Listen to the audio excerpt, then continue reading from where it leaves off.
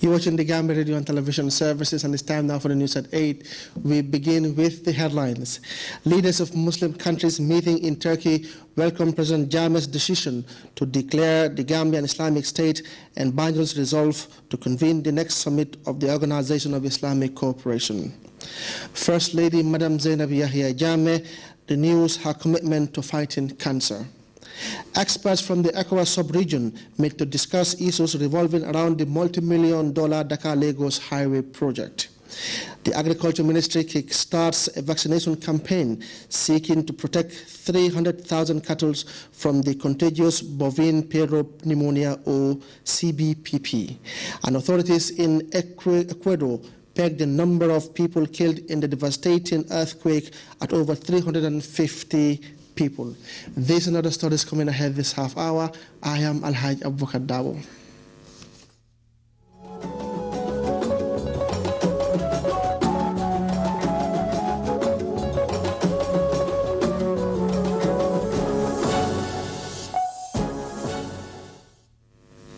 We thank you for joining us.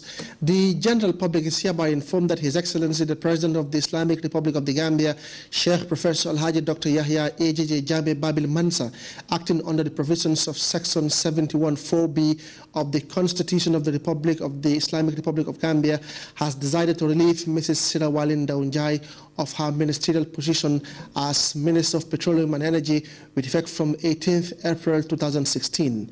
Subsequently, His Excellency the President has appointed her to the position of Deputy Minister of Tourism and Culture with immediate effect.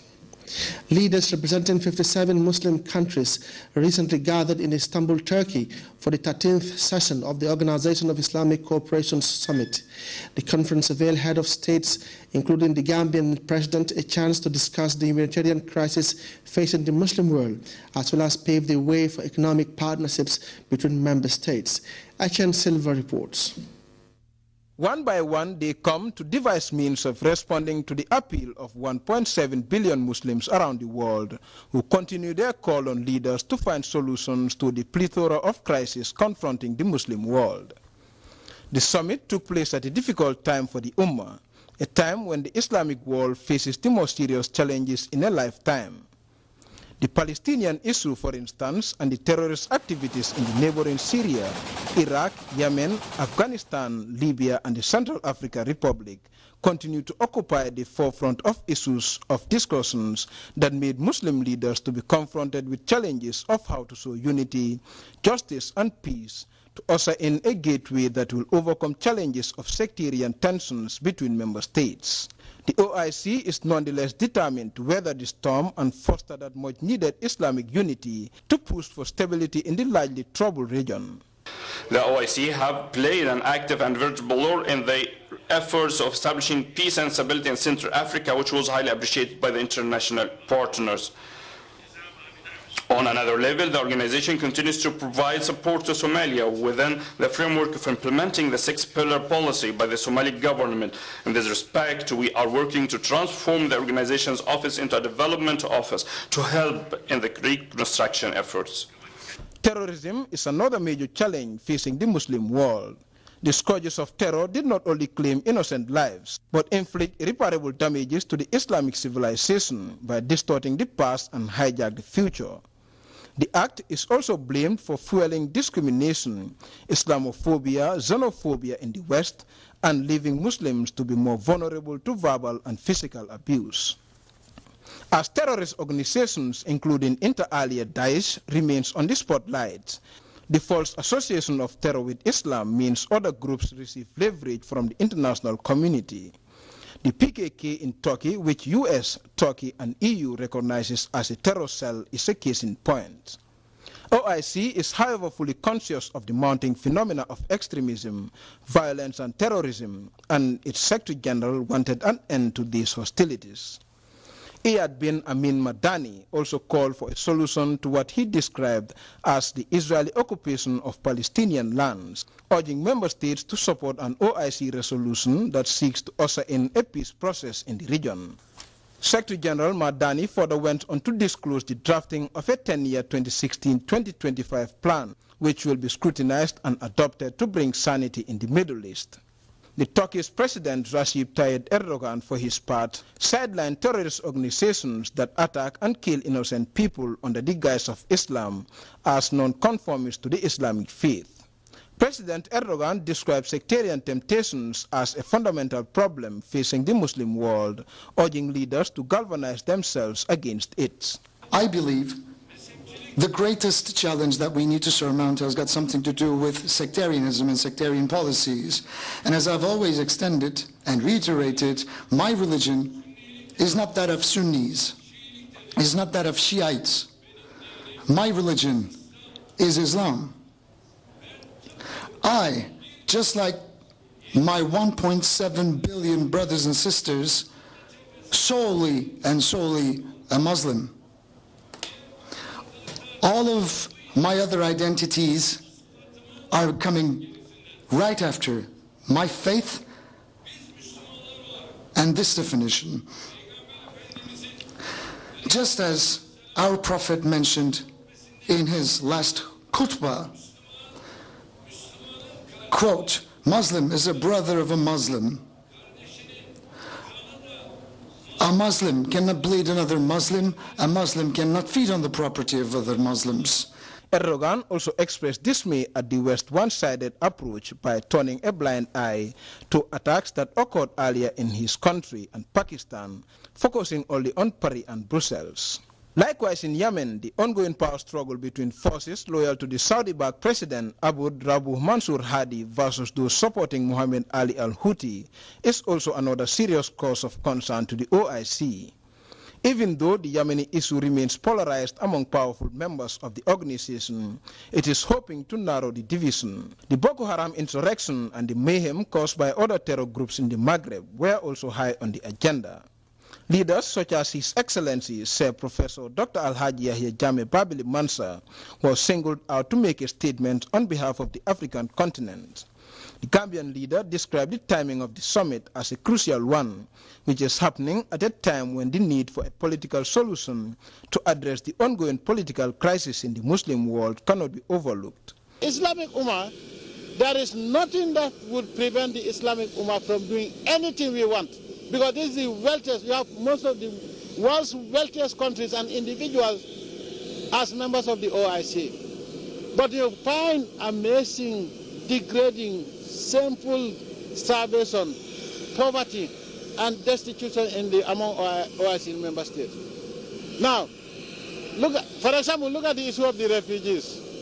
Europe has to raise billions of dollars for Syrian refugees to be able to live some sort of modicum way of life. Not very decent, but not very bad. Where is the Islamic Ummah? Where is the OIC? After all, what is also amazing is the... He also hailed the support of the Turkish government towards the peace and stability of the region, while reassuring Africa's keenness to follow the lead. The president further recognized efforts of the OIC's Secretary General for fostering unity among Muslim states. The leaders later headed for a two-day closed-door meeting to scrutinize and adopt the organization's draft communique, as well as its 10-year action plan, which contains some pieces of good news to the Islamic Republic of the Gambia. Etienne Silva, GRTS News. The 13th session of the Organization of Islamic Cooperation Summit in Turkey ended on a high note, with leaders from 57 Islamic countries adopting a final communique which, among other things, endorsed His Excellency Sheikh Professor ALHAGIE Dr. Yahya AJJ Jammeh Babili Mansa's move to make the Islamic Republic of the Gambia an Islamic Republic, rather. The communique, as Etienne Silva reports, also contains details of the agreement reached by leaders on the Islamic Republic of the Gambia's offer to host the 14th OIC summit. His Excellency Sheikh Professor Dr. ALHAGIE Yahya Jammeh Babili Mansa's historic decision to espouse an Islamic State status in the Gambia received an endorsement from the second biggest intergovernmental organization during its just ended 13th summit in the Turkish largest city of Istanbul. The Gambian leader's policy declaration on the matter can be traced back to last year when he consigned the country's secular state status, replacing it with an Islamic identity due to the overwhelming majority of Muslims in the country. The president has ever since reiterated this pronouncement in his numerous public statements. A case in point was the recent state opening of the National Assembly, where he emphasized his government's commitment to make the country a melting pot where minority rights will not be compromised. During the just-ended OIC summit in Istanbul, Turkey, leaders representing 57 Islamic countries adopted a voluminous 38-page final communique that inter alia approved of and welcomed the government of the Gambia's move to becoming an Islamic republic. The leaders were also quick to send an invitation to the Arab League to consider within its rules and procedures and admit the Islamic Republic of the Gambia, an observer member state in the League, in the spirit of Islamic solidarity within the framework and principles of a joint Islamic action. The Istanbul communique, as it is called, was the outcome of the 2 lengthy days of hard work by the heads of state of the Islamic countries. The document welcomed with appreciation the government of the Islamic Republic of the Gambia's show of support and Islamic solidarity as manifested by the latter's decision to be the first country to publicly open its doors for the Rohingya Muslim refugees. Even though it was agreed in the preceding summit in Egypt that the 14th session of the OIC summit will convene in the Islamic Republic of the Gambia, leaders did not facilitate to discuss the event, perhaps to make sure that the date for the Banjul event is fixed as outlined in the final communique.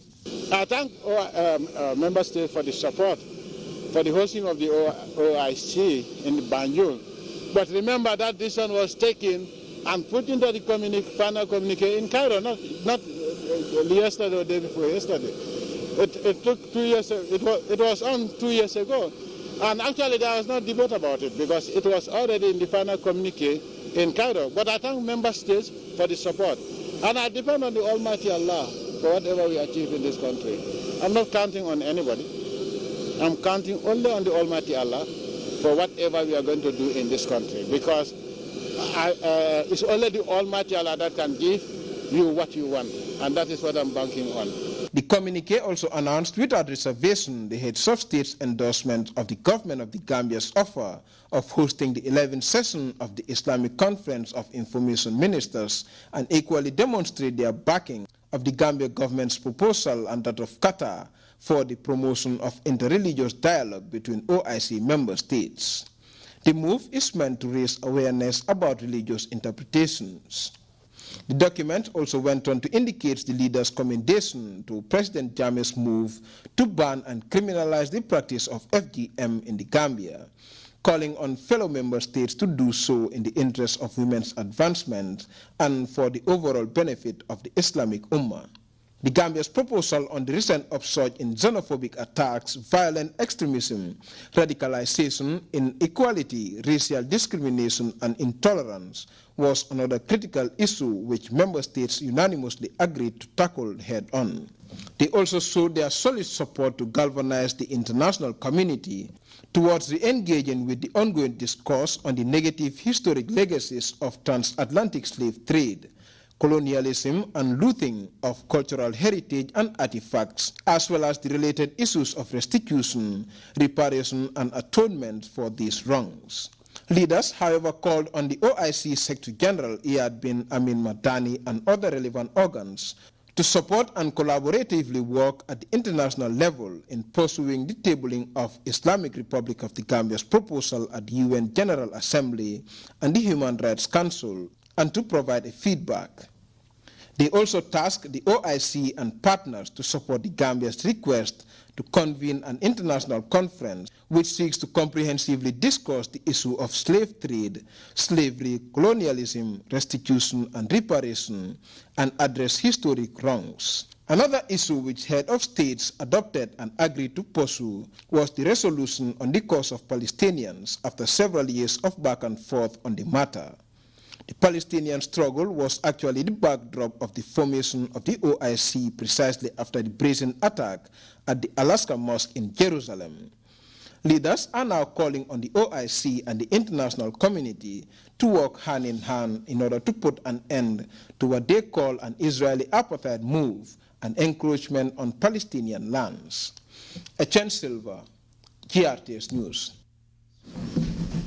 First ladies from OIC member states have reaffirmed their commitment to the advocacy and fight against cancer. The pledge was made during a meeting on the sideline of the recent OIC confab hosted by the First Lady of Turkey, Madam Emin Erdogan. Moon Jai reports. Recognizing the fact that cancer is a burden that can no longer be ignored, for it accounts for more than 8 million deaths last year, according to the WHO 2015 forecast. The First Lady of the Islamic Republic of the Gambia, Her Excellency Madam Zainab Yahya Jammeh, was among several other First Ladies who attended the 13th Summit of the Organization of Islamic Conference, OIC, special session on First Ladies' leadership on cancer control in OIC member states, hosted by Her Excellency Emin Erdogan, First Lady of Turkey in the Turkish city of Istanbul. In view of these developments, First Ladies from OIC member and observer states, health professionals, scientists, advocates against cancer and other relevant stakeholders gathered to discuss a common platform towards tackling cancer. Cancer has become an important public health issue, and it is ranked in the top 3 diseases among the cause of death, and it is prevalent in the developing countries, and the scientific research indicate that at least 1/3 of cancers can be prevented and another 1/3 can be treated with early diagnosis. 90% of cancer is led because of environmental conditions, and only 10% is caused by the genetic factors. And in this regard, control programs are vital for the future of the humanity. Accompanied by senior government officials and experts, First Lady Her Excellency Madam Zainab Yahya Jammeh addressed the meeting, highlighting successes registered by the Gambia in combating the disease that has become one of the leading causes of death in the world. Like most other countries, especially third world and developing countries, there is cancer in the Islamic Republic of the Gambia. According to data from Gambia Population-Based Cancer Registry, cervical cancer is the most common form of cancer among women in the Gambia, accounting for 37% of all registered female cancers. Liver and breast cancer are also prevalent in the country, with 20% and 10% of all registered female cases. Most Gambians with cancer seek medical assistance often too late, when the disease has already reached an advanced stage, thereby making it difficult to control and cure. Often women are tested in the context of opportunistic screening, which is ineffective in terms of population coverage. As a primary preventive measure, my office, which seeks to enhance the supportive system of the government in health in collaboration with the Directorate of Health Promotion and Education within the Ministry of Health, have developed structured education program using the media to raise awareness on how to reduce high-risk behaviors for cancers and other diseases. Having First Ladies from OIC countries address cancer issues is envisaged to serve as a powerful visible display of Muslim women making important contributions to improving public life. At the end of the session, a declaration was signed by OIC First Ladies, committing themselves to raise awareness about the increasing cancer burden on OIC member states and to support efforts to expanding access to effective cancer prevention, diagnosis, treatment, and care. Mohammed Njai, GRTS. The recent high-level interface that drew a good number of political leaders from the Muslim world provided an opportunity for the First Lady of the Islamic Republic of the Gambia and her Turkish counterpart to hold discussions bordering on the welfare of children. First Lady Jammeh used the meeting held on the fringes of the confab to thank Madam Erdogan for supporting Operation Save the Children Foundation during a recent breakfast meeting held in the Gambia. Details of that report will come in our subsequent news bulletin. Technical and legal experts from the ECOWAS sub-region recently gathered in Banjul to design Phase 2 of the Dakar-Lagos Highway Development Project. ABUBKAR reports over 100 million ECOWAS citizens stand to benefit from the planned intervention. It is the high-level convergence of ECOWAS infrastructure and legal ministers meeting, seeking to critically look into the recommendations of the experts meeting that preceded the event barely 3 days ago. We are gathered here as Africans to deal with a project that is very important. The African Union and our development partners, they have been working very hard to ensure that we realize the Abidjan to Dakar highway, which is one of the trans-African highways. The Trans-West African Coastal Highway runs from Mauritania, Nouakchott, to Nigeria, Lagos, and connects Guinea and Liberia through Sierra Leone. The finalization of the multi-million-dollar project hyped by ECOWAS leaders to resolve the ensuing transportation problems, limiting the free movement of people, goods and services has been critically dissected by experts, but not without technical and legal complications. We believe that if we are sincere about not only regional integration, but indeed the African unity that we called for, these are the practical projects that will bring benefits to the African people. The realization of this highway will indeed give our people access to schools, access to universities, access to hospitals. It will also give our farmers access to their farms, access to their storage facilities, access to their markets, and hence advancing agricultural production in Africa. Whatever is done today or whatever is done at the end of the day is based on their efforts and their understanding of the technical difficulties that we certainly will have to encounter in bringing this project to a realization. The day's meeting by ECOWAS road ministers, aided by both technical and legal experts, is aimed at coming up with a roadmap for the realization of the project. Furthermore, it will also facilitate the movement of people and goods. 300 million ECOWAS citizens stand to gain from this project. Babukar Kamara, GRTS. Magistrates and judges recently gathered for a day's sensitization on female genital mutilation or cutting. Omunjai reports on the program funded by UNICEF meant to deepen the participants' knowledge of the banned practice. A presidential decree banning female genital mutilation or cutting in 2015, which has since then yielded a significant impact on the socio-cultural stance on the issue. UNICEF has held a day's training with the judicial arm of the government in a bid to better strengthen their understanding of the issue. These sessions aim to strengthen this common understanding. UNICEF has over the years supported research and high-level advocacy efforts on the issue, including facilitating dialogues with Islamic religious leaders to address incorrect religious justification for FGMC. Shortly after the groundbreaking pronouncement, the Women's Act was amended with a view to ensuring that the decree is enacted into law. UNICEF's training with the judiciary on FGMC could prove paramount in making real progress in the abandonment of the practice. We come here today to look at the law as reflects what the current position in the Gambia.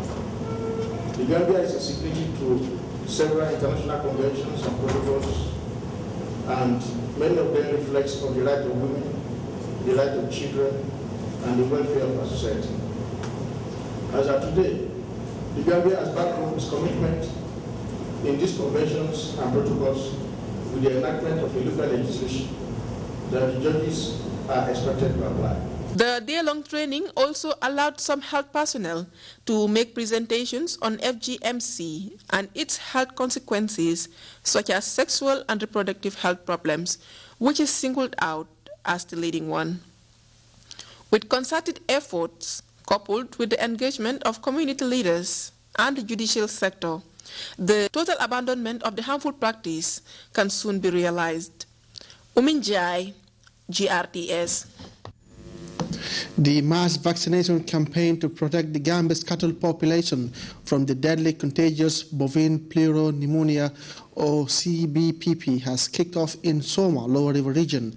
An estimated 300,000 heads of cattle will be administered the highly effective vaccine. The intervention, funded under the P2RS project, aims to build resilience against the food and nutritional insecurity in the Sahel. And as Modu Jallo reports, livestock officials are confident that campaign will put the Gambia on course to eliminate the disease, which has the potential to wipe out half the country's cattle population. The nationwide vaccination campaign was officially launched by the Minister of Agriculture, Ismaila Sanyang, who administered the first shot at the herd in Soma, Lower River region. The livestock subsector is one of the main pillars of the national economy, and the threat posed by the cattle disease was too great to ignore, as it could have disastrous consequences on the lives of farmers and the nation. The estimated CBP annual income cost in 12 sub-Saharan African countries have been estimated at 44.8 million euros, and about 24.4 million people in sub-Saharan African countries, including thousands of farmers in the Gambia, are at risk of livestock losses due to the disease. Following the outbreak in 2012, there was the risk of losing 50% of our national herd, amounting to 200,000 heads of cattle, with an estimated loss of $3 billion. We are here today to witness the highest level of commitment to improving the livelihood of Gambian farmers by our champion farmer, His Excellency the President. Therefore, since the re-emergence of this contagious disease, government, in collaboration with partners, instituted a robust response mechanism which involved a 5-year uninterrupted mass vaccination campaign nationwide to immunize cattle from the disease, which, according to officials, leads to quick and high mortality rates as it affects the respiratory system. The Department of Livestock Services will spearhead the campaign with funding from the Building the Resilience Against Food and Nutrition Insecurity in the Sahel, or P2RS project. The importance of this exercise cannot be overstated, because according to experts, CBPP is such a deadly disease which would have wiped out 50% of our national cattle herd if appropriate measures were not taken. Therefore, when the outbreak occurred in 2012, the government of the Gambia and FAO took immediate action and jointly developed a technical cooperation program. The purpose of this TCP was to enhance the capacity of the Department of Livestock Services and to help the country to immediately control the spread of CBPP within and outside the country. This campaign will therefore reassure farmers that government and its partners are taking the necessary steps to protect their cattle, as the livestock subsector is crucial in attaining national food security. This CBPP project or vaccination is a very important vaccination. Without such, we will have lost a lot of cattle in this country. But now government have come to the aid of the farmers to see that they do something that can minimize this disease.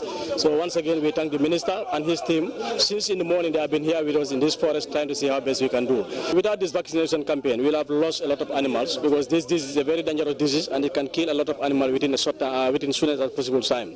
But now with this vaccination, definitely we will able to retain more animals, and that will able to serve the over increase in demand in the market. Therefore, officials are hopeful that farmers across the country will cooperate with staff of the department to accomplish such an important but challenging task. This is the 4th vaccination campaign undertaken by the Department of Livestock Services in collaboration with partners to control the spread of the deadly contagious bovine pleuropneumonia, which resurfaced in the Gambia in 2012 after a 4-decade absence. The campaign intends to target the entire cattle population in the Gambia, which is estimated at over 300,000 heads. Modu Jallo, GRTS, Jarasoma. We'll now take our first break. The news continues momentarily.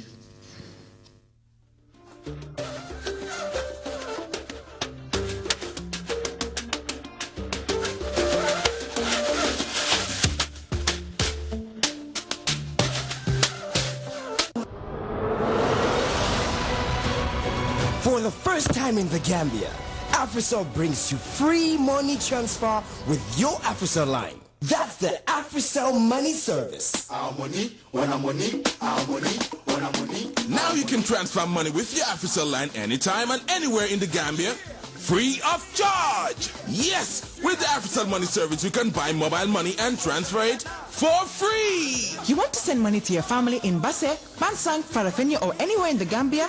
AfriCell has made sending and receiving money easy and affordable with your AfriCell line. The AfriCell Money Service enables you to have a money account on your AfriCell line where you can deposit and transfer money free of charge, starting from $50 up to $5,000 while sitting comfortably in your house. To create an AfriCell Money account and start sending and receiving money, please visit any AfriCell outlet or any Trust Bank, GT Bank, or Reliance Financial Service branch countrywide, where you can also become an AfriCell Money dealer. For more info, call 777.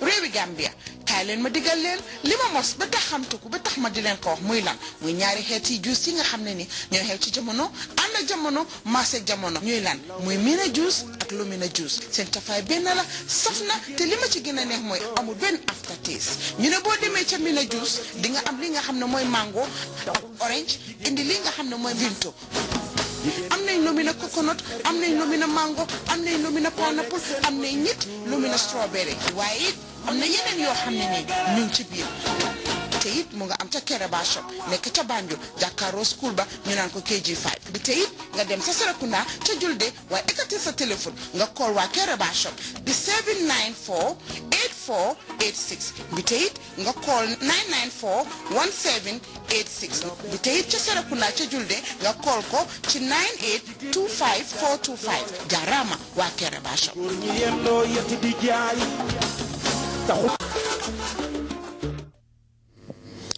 Turning now to Ecuador, where the death toll in the country's earthquake has risen to 350, according to an official announcement made earlier during the day. The huge earthquake was the most powerful to shake the region for decades. The worst affected part is the Pacific coast, where many towns have been reduced to rubble. Details in this DWTV report. Doctors raced to resuscitate a young girl pulled from the rubble. They got to her just in time. Medical staff managed to revive her and rush her off to hospital. Rescue workers continue to pick through the debris, searching for any signs of life. Hundreds are still believed to be trapped. But many medical facilities are also damaged, like here in Puerto Viejo. Every room still standing is being used to treat the wounded. Further north in the city of Pedernales, the military has set up a makeshift hospital in a stadium. Casualties are airlifted in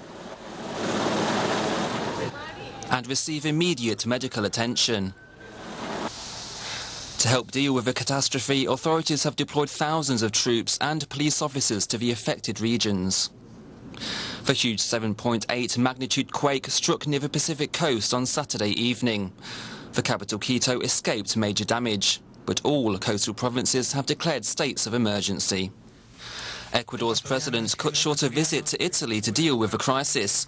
He called on the country to pull together during this difficult time. This is the biggest tragedy in the last 67 years. But, my dear compatriots, we will carry on. We will learn to overcome any obstacle. More unity and more solidarity are needed today. We are all part of Ecuador. The whole country is mobilized to get to the victims of this tragedy and to overcome these painful moments as soon as possible. Ecuador is particularly prone to earthquakes, but this one is the worst to hit the South American country in decades. And the death toll is expected to rise still further. We'll now take our second break.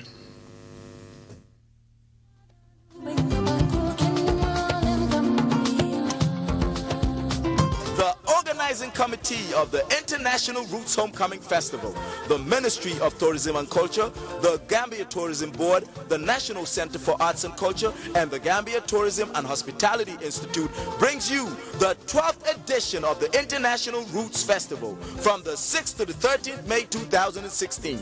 On Saturday, 7th May, is the official opening ceremony at the Arch 22 starting 3 p.m. And at 8 p.m. on 7th May is the mega musical jamboree at the Independence Stadium, headlined by your favorite Gambian artists, On Monday, 9th May, is the Roots pilgrimage to the villages of Jufure, Albreda, and Kunta Kinte Island. And 10th May is the Futampaf, rites of passage at Kanilai. Wednesday, 11th May, is the official gala dinner at Senegambia Beach Hotel starting 9 p.m. This will be headlined by internationally acclaimed kora player, Gambia's very own Sona Jabati. The gala dinner will be preceded on 11th May by a symposium at 11 a.m. at Caraba Beach Hotel. The 12th International Roots Homecoming Festival, celebrating cultural diversity for unity. Sponsored by XXL. For more information, contact 796-2230 or 7777-010.